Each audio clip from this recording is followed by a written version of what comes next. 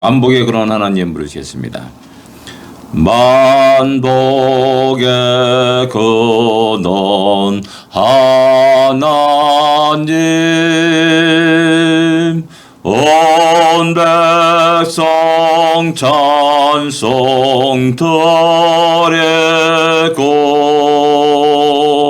저 천사여 찬송하세. 찬송 성부 성자 성령 아멘. 우리에게 새로운 날을 주심을 감사합니다. 우리 이 날이 하나님의 크고 놀라운 축복이 넘치기를 기도합니다. 290장입니다. 우리는 주님을 늘 배반하나. 통일찬송가 412장입니다. 290장 우리는 주님을 늘 배반하나. 통일찬송가 412장. 우리는 주님을 늘 배반하나. 내 주 예수여 전에 날 보러사 그 참되신 사랑을 베푸시나니 내 형제여 주님을 따르라. 저 널 위에 비네 저 널 위에 비네 저 널 위에 비네 항상 비시네. 주께서 동성아 은혜를 내려 내 영혼이 나날이 복받으니 주 예수를 너희도 거주로 섬겨 곧 따르면 풍성한 복 받겠네. 저 날 위에 비네 저 날 위에 비네 저 날 위에 비네 항상 비시네. 무거운 짐 지고 애타는 인생 주 예수께 돌아와 고시어라. 내 주 예수 너희를 돌보실 때에 찬복 낙과 네가 넘치겠네. 저 날 위에 비네 저 날 위에 비네 저 날 위에 비네 항상 비시네. 아멘. 주님이 우리 말하옵음 탄식으로 우리를 위해서 기도하고 있고 또 우리와 여전히 동행하고 있음을 믿고 또 힘차게 하루를 가기 시작하는 우리가 되길 원합니다. 신앙 고백 드리겠습니다. 전능하사 천지를 만드신 하나님 아버지를 내가 믿사오며 그 외아들 우주 예수 그리스도를 믿사오니 이는 성령으로 잉태하사 동정녀 마리아에게 나시고 본디오 빌라도에게 고난을 받으사 십자가에 못 박혀 죽으시고 장사한 지 사흘 만에 죽은 자 가운데서 다시 살아나시며 하늘에 올사 전능하신 하나님 우편에 앉아 계시다가 저리로서 산자와 죽은 자를 심판하러 오시리라. 성령을 믿사오며 거룩한 공예와 성도가 서리교타는 것과 죄를 사하여 주시는 것과 몸이 다시 사는 것과 영원히 사는 것을 믿사옵나이다. 아멘. 요한일서 5장입니다. 16절부터 16절, 17절 두 절만 이렇게 같이 읽겠습니다. 16절, 17절입니다. 같이 읽겠습니다. 누구든지 형제가 사망에 이르지 아니하는 죄 범하는 것을 보거든 구하라. 그리하면 사망에 이르지 아니하는 범죄자를 위하여 그에게 생명을 주시리라. 생명에 이르지 않는 죄가 있으니 이에 관하여 나는 구하라 하지 아니하노라. 모든 불의가 죄로 돼 사망에 이르지 아니하는 죄도 있도다. 아멘. 약간 좀 이상한 우리가 이해하지 못하고 할 수 없는 그런 말씀을 하고 있음을 보게 됩니다. 제일 먼저 이제 15절과 16절이 연결이 안 됩니다. 누구든지 무엇을 구하면 들으신 줄 안즉 우리가 그에게 구하는 것을 얻을 줄을 아니라 라고 말씀하면 갑자기 또 사망에 이르지 않은 죄, 사망에 이르는 죄를 갖다가 우리에게 이야기합니다. 15절과 16절이 어떻게 보면 단절된 것 같아요. 근데 요한서는 분명히 편지를 쓰면서 그 16절과 15절과 16절이 단절된 것이 아니라 연결되었음을 갖다가 그들에게 이야기할 거라는 사실입니다. 그럼 어떻게 연결되냐라는 겁니다. 연결되는 거. 여기서 이제 요한 사도가 쭉 보게 되면은 형제라는 단어를 많이 쓰고 있고 우리라는 단어를 많이 쓰고 있습니다. 그런 모든 것들은 어떻게 보면 복수형입니다. 그건 뭐냐면은 이 편지를 한 개인에게 보내는 것이 아니라 교회에 보내고 있다라는 사실입니다. 그래서 우리가 사랑하는 자들아, 그래서 다 복수형으로 쓰여지고 있다는 것이죠. 그건 뭐냐면 교회 성도들에게 담대함을 가질 것을 이야기하였고 세상 살아가면서 교회를 흔들어 놓는 수많은 어떤 도전들이 있을 텐데 너희가 어떤 자들이냐? 영생을 갖고 있는 자들이고 주님이 너희와 함께하는 그런 교회다라는 사실을 다시 한번 깨우쳐 줍니다. 그래서 담대할 것을 이야기합니다. 그런데 그 다음에 심지어 딱 넘어가면서 이 교회를 흔들어놓은 가장 핵심적인 요인이 뭐냐? 죄라는 겁니다. 죄. 그래서 죄를 범하거든 구하라 라고 말하는 겁니다. 뭐냐? 어떤 죄? 사망에 이르지 않은 죄를 하는 자가 있느냐? 16절에 보거든 구하라 라고 말하고 있는 겁니다. 여기서 이제 문제가 되는 것은 이제 사망에 이르는 죄와 사망에 이르지 않는 죄를 요한 사도가 말하고 있다는 거고, 그 다음에 17에 보면 모든 불의가 죄로 돼라고 말하고 있고 죄의 싹은 사망이다라고 이렇게 또 말하고 있습니다. 이런 모든 것들이 이게 무슨 말이냐 하고 아주 상당히 헷갈릴 수가 있다라는 겁니다. 주님이 이제 그거에 대한 약간 조그마한 어떤 힌트를 주셨습니다.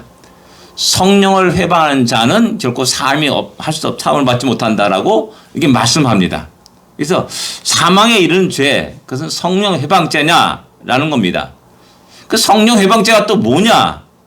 그 중요한 것은 뭐냐면 형제가라고 말하고 있습니다. 형제가 사망에 이르지 않는 죄를 범하거든 구하라. 그러니까 이것이 믿지 않는 자들에게 얘기하는 거 아닙니다.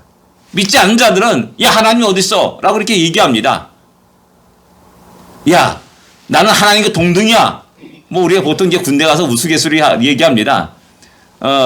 야 병장에 어떤 사람이 존재인 줄 아냐? 하나님과 동등이다. 뭐 이런 식으로 얘기합니다. 그만큼 이제 병장의 권위가 이게 있다라는 겁니다. 그런 식으로 얘기하는데 그렇게 믿지 않는 사람들은 그런 말을 쉽게 내뱉고 이야기합니다. 근데 여기에 있는 말씀은 그런 자들 얘기하는 얘기 아닙니다. 성령을 회방하는 죄를 범하는 자는 누구냐? 바로 주 안에서 살아가는 형제 자매다는 겁니다. 믿음의 사람들이라는 겁니다. 그런 사람들이 사탄의 역사에 넘어가가지고 성령 회방죄를 범하게 됩니다. 그러니까 하나님 그렇게 당신이 사랑하는 백성들 이스라엘 민족을 사랑하셨습니다. 근데 그들 가운데 성령을 회방합니다. 하나님이 구원을 거부합니다. 그들이 우상을 향하여 달려갑니다. 그들이 예수 그리스도를 믿지 않습니다. 이런 모든 것들을 향해서 유대인들을 갖다가 저주하는 것이죠. 너희들이 다른 거 아니다. 성령을 회방하고 있다. 왜? 너희들은 너무나 많이 하나님의 은혜와 구원을 맛본 사람 아니냐. 너희들 삶 속에 역사 속에서 수만 번 하나님의 은혜 속에서 살아온 민족이 왜 하나님의 구원자 메시아를 향하여 돌을 던지고 그를 십자가 달려 죽이라고 그 말을 외치냐라는 겁니다. 더 나가서 제사장들이 서기관들이 율법사들이 소위 성경을 너무 잘 알고 있다는 그런 자들이 하나님을 대적하는 겁니다. 동방 목사가 야 유대인 왕으로 태어났는데 어디로 헤로데 와가지고 예수를 와가지고 질문합니다. 서기관들 쫙 성경 펼쳐가지고 베들레헴에 태어납니다 라고 말합니다. 알고 있어요. 근데 경배하러 가지 않습니다. 이것이 그들의 죄입니다. 우리가 범할 수 있는 죄입니다. 우리가 소위 하나님의 자녀라, 백성이다, 천국 시민이다 라고 말하는 우리가 범하는 죄입니다. 근데 이제 이렇게 성령 해방죄도 야 구체적으로 그냥 과연 무엇이냐라고 캐시마크 붙이면 참 힘들어요. 어려워요. 근데 이걸 갖다 좀 약간 좀 구체화시킬 수 있는 근거가 있습니다. 우리는 구약으로 넘어가야 됩니다. 구약에서 성경에서 사형죄에 해당하는 것이 있습니다. 사형죄. 죽여라 라는 사형죄. 그게 뭡니까? 하나님에 대한 죄입니다. 하나님 이름을 망령되이 일컫는 거. 죽여라 그럽니다. 하나님을 섬기지 않고 우상을 섬기는 자들 죽이라 라고 말합니다. 하나님을 섬기지 않고 힘들인 자를 찾아가 가지고 자기의 미래를 질문하는 것, 점치는 것, 꿈에 의존해 가지고 막 이상한 소리 막 하는 거 다 죽이라라고 말합니다. 너무나 어떻게 보면 구약의 그 구약 성경이 우리에겐 그런 것에 대해서 너무나 명확하게 하고 있다라는 사실입니다. 안식을 지키지 않는 거, 안식에 나무 베러 갔다가 걸려가지고 죽임을 당한 실제 예가 있다라는 겁니다. 없는 게 아니에요. 실제 예가 없는 게 아니에요. 하나의 표본 예로 딱 갖다 놓습니다. 그리고 야 이건 넌 죽는 죄야 라고 딱 말씀합니다. 그래서 사람들에게 두려움을 갖게 합니다. 하나님을 온전히 섬기도록 합니다. 바로 그런 것이라 할 수가 있습니다. 또 사형죄가 뭡니까? 간음죄가 사형죄입니다. 간음죄가 뭐 남녀 여자 그런 거 넘어서 온갖 동성애라든지 또 동물과 수관하는 그런 일이라든지 그런 건 모든 걸 다 죽이라고 말씀합니다. 왜? 그런 모든 것들은 결국 그 공동체를 파괴하는 아주 너무나 해악한 일이기 때문에 그렇습니다. 뭐 예전에 제가 말씀드렸지만은 그 당시에 공동체가 뭡니까? 다 이웃과 사촌들이 다 전부 다 친척들이에요. 연결되어 있어요. 다 연결되어 있어요. 근데 거기서 이런 간음죄가 일어남으로 말미암아 그 모든 관계가 끊어지게 되고 무너지게 되는 위기 상황이 이렇게 되는 겁니다. 그래서 아주 엄하게 다뤘다라는 사실입니다. 가정을 지키고 보호하기 위해서 그것을 갖다가 엄하게 다루고 있다라는 사실입니다. 하나님이 그 가정을 통해서 경건한 자손을 낳게 하기 위하고 또한 퍼지게 하기 위한 하나님의 목적이 있는데 그러므로 말미암아 너무나 많은 사람들이 상처를 받고 또 괴로워하고 슬퍼하고 고통당하는 것들을 하나님은 좌시하지 않는다는 겁니다. 그래서 그런 것들을 단호하게 사형죄에 해당한다고 말씀하고 있고요. 부모를 거역하는 것 그런 모든 것들 역시 마찬가지로 사형죄에 해당하고 있다는 사실을 우리는 알 수가 있습니다. 그러면 여기서 나오는 사망에 이른 죄, 사망에 이르지 않는 죄가 딱 나눠지게 됩니다. 살인하지 말라, 살인자는 죽여라 라고 이렇게 성경은 또 말씀하고 있지 않습니까? 근데 뭐 도둑질했다고 죽이라 말하지 않습니다. 또 강도짓했다가 죽이라 말하지 않습니다. 단지 야 4배 갚어, 도둑질했으면 4배를 갚아라 라고 말씀합니다. 이렇게 나름대로 구약성경에 사형죄에 해당하는 것과 죄물에 대해서 보상해야 되는 그런 죄를 나누고 있다는 사실을 알 수가 있습니다. 그래서 우리에게 굉장히 하나님이 중요하게 여기는 죄가 무엇인지를 알고 살 것을 우리에게 이야기하고 있는 겁니다. 그런 모든 것은 이 당시에 초대교회에서 그대로 유지되고 있고 또 요한 사도가 유대인으로서 그것을 너무나 잘 알고 있다는 사실입니다. 그래서 야 사망에 이르지 않는 죄에 대해서, 사망에 이르는 죄에 대해서 내가 구하라 말하지 않는다. 부모를 죽였어요. 그럼 그거 어떻게 합니까? 어떻게 야 그를 살려야 돼. 뭐 이런 것은 이런 차원이 아니지 않습니까? 살인했어요. 그럼 어떻게 합니까? 그런 것에 대해서 야 우리 손을 떠났다라는 겁니다. 단지 주여 저 영혼을 불쌍히 여기십시오라는 그 기도할 수밖에 없는 겁니다. 근데 어떤 사람이 저기 도둑질하고 있어요. 어떤 사람 막 패고 있어요. 그럼 가가지고 구해야 되는 겁니다. 야 너 이러면 안 돼. 너 믿는 사람이 아니냐. 형제가 아니냐. 서로 싸우면 어떻게 했냐. 라는 이런 식으로 우리가 대처를 해야 된다라는 사실을 우리가 이야기하고 있는 겁니다. 모든 불의가 죄로 돼 사망에 이르지 않은 죄가 있다. 우리가 지혜롭게 이런 것을 잘 분별하면서 진정 하나님이 기뻐하시는 모습으로 우리가 날마다 하나님께 드려져 갈 수 있기를 원합니다. 그런 속에서 교회와 가정들이 든든히 서가는 아름다운 신앙의 공동체가 이루어지기를 또한 기도합니다. 기도하겠습니다. 하나님 아버지 은혜를 감사합니다. 날마다 우리에게 말씀하여 주심을 감사합니다. 우리 눈을 뜨게 하여 주시사 하나님이 깊고 오묘하신 뜻들을 바로 알 수 있도록 인도하시고 하나님이 기뻐하신 것이 무엇이며 하나님의 미워하는 것이 무엇인지를 다시 아버지가 잘 분별하는 지혜를 또한 우리에게 허락하여 주시기만 알기도 합니다. 오늘을 살아가면서 오늘 삶을 하나님께 온전히 드릴 수 있도록 인도하시고 진정 하나님이 기뻐하시는 하나님께 영광 돌리는 우리의 삶이 되게 하여 주옵소서. 우리의 모든 가정들을 지켜주시고 우리들의 비즈니스 일터를 지켜주시옵시고 또한 우리 샬롬 장로교를 온전히 지켜보아여 주옵소서. 연약한 자를 찾아가 주시고 연약한 자들 속에 역사하여 주옵시고 다시 그들 모두가 강건하게 회복되는 놀라운 은혜를 허락하여 주옵소서. 오늘도 우리에게 하루 일과를 주심을 감사합니다. 힘찬 믿음의 발걸음을 내십니다. 우리를 인도하시고 복되게 하여 주옵소서. 예수님으로 간절히 기도됩니다. 아멘.